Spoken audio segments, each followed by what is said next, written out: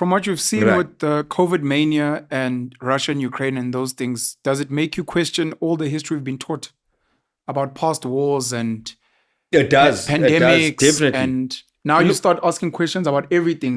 Now you start asking The questions about plagues and everything. Ebola and Yes, AIDS and the Roman yes. Empire and how it was built. You're like, if things are like this now where we can see, maybe all the stuff in history was just a perception. I saw a tweet along those lines. I think Elon Musk tweeted. He said, like with what we know about the news media now, where they report lies and misinformation and sell it, propaganda.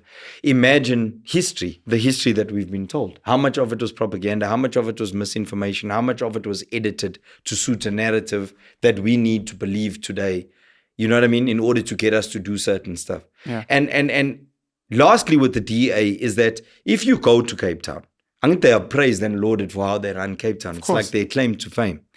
The areas in Cape Town that are nice are self-sustainable. The people that live there are people of means. They're middle to upper class.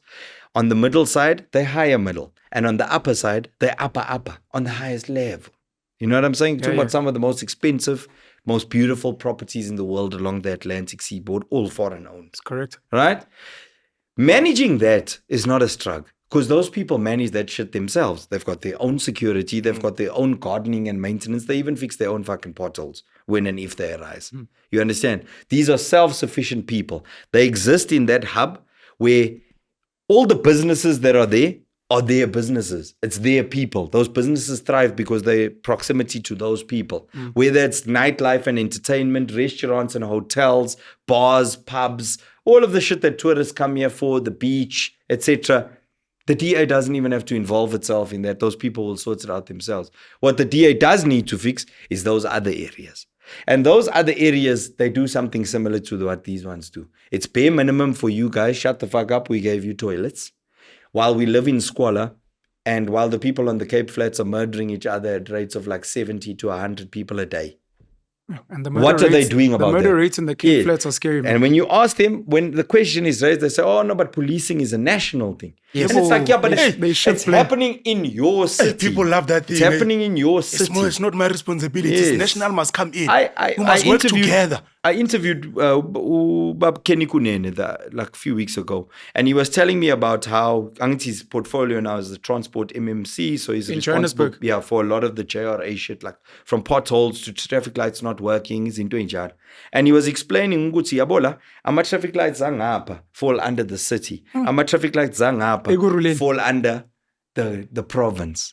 So on William Nicol. Shit, I've heard that. Yeah, on William Nicol. Ukusuka la highway, ukuya ngapha eMonte Cassino. National. Ukusuka la highway, ukuza ngapha towards town. Provincial. So when this traffic light is not working, who gets all the calls? Joburg.